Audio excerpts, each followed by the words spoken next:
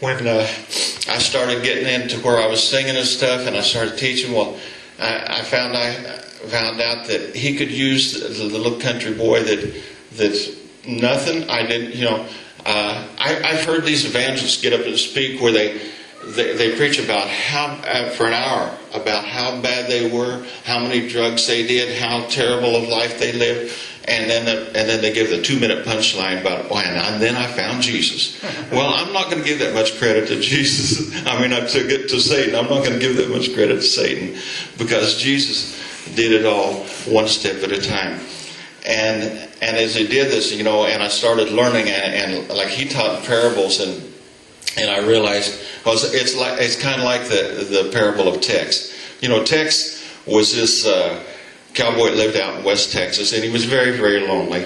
There was nothing but Texas out there. I don't know whether you guys have ever been out there in West Texas, but there is nothing but Texas out there, and he was very, very lonely by himself. So he advertised in the paper for a wife.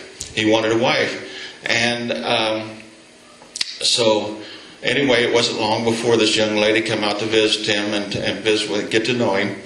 And she's decided that she really liked him and everything, but she wasn't sure about a few things. And she told him, she says, I will marry you on 2 conditions. Number 1, you have to learn how to read. And number 2, you have to start going to church.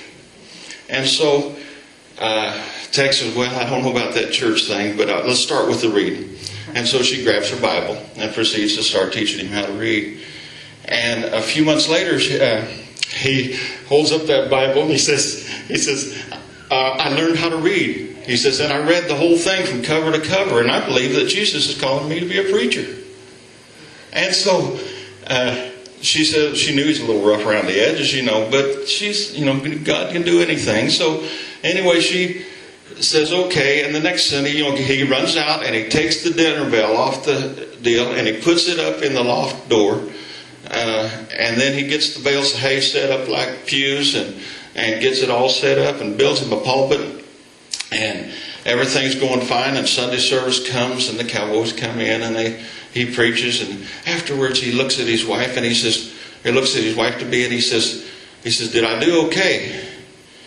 And she says, well, he said, there's just a couple of things. He says, first off, the praise and worship part is not yeehaw, giddy up, yeehaw, and so on, and the altar calls. She says you got to work on the altar call. It's not hit 'em up, move 'em up, hit 'em up. He said that is not the way it's supposed to go. And he says you missed the point. I'm a cowboy. You missed the point. 32 cowpokes gave their heart to Jesus. So God was telling me that preach where I'm at. Be where I'm at. I had a mentor that tried to teach me, and he had all these big theological words, and he was a wonderful preacher, and he did good in his realm. But those big theological words didn't do a thing for me. And so he told me, just be the country boy that you can be. If that's all you are, then that's who I want you to preach to. That's where I've got you. And so I've taken that over the years and let him know, that God can use anybody. It doesn't matter whether you're a grandma and the only job you got in the world is making sure your grandkids have heard about Jesus. That may be the only job you had, because one of them might be the next Billy Graham. We don't know. And so, all you have to do this is just tell him that you're going to be a willing vessel. That you're willing to be a willing vessel. Just let him know that that he can use you, and just be free to let him use you.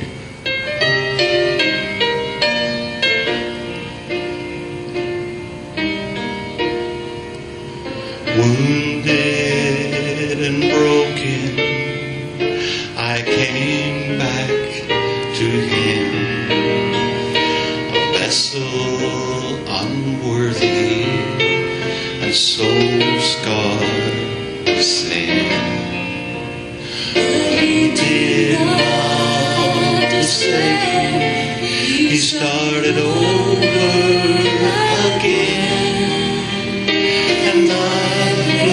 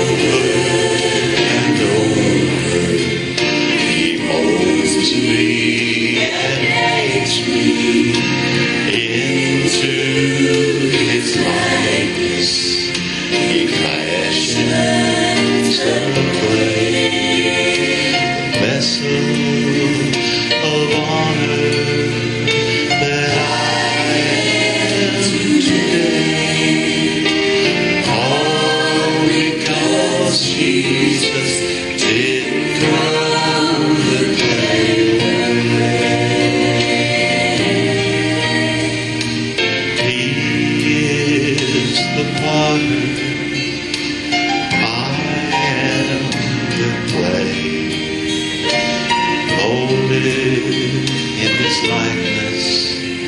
He wants me to stay. Sometimes when I stumble and my vessel breaks, He just picks up the pieces.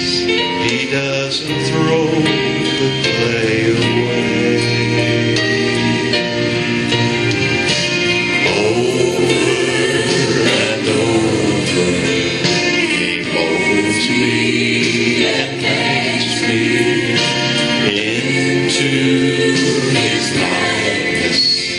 He fashions the clay, the vessel of honor that I am today.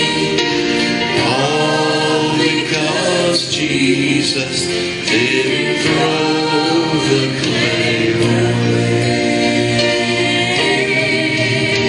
The vessel of honor that I am today.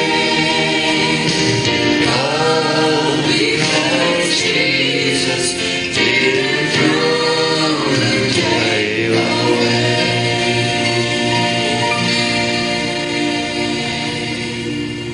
Thank you, Jesus.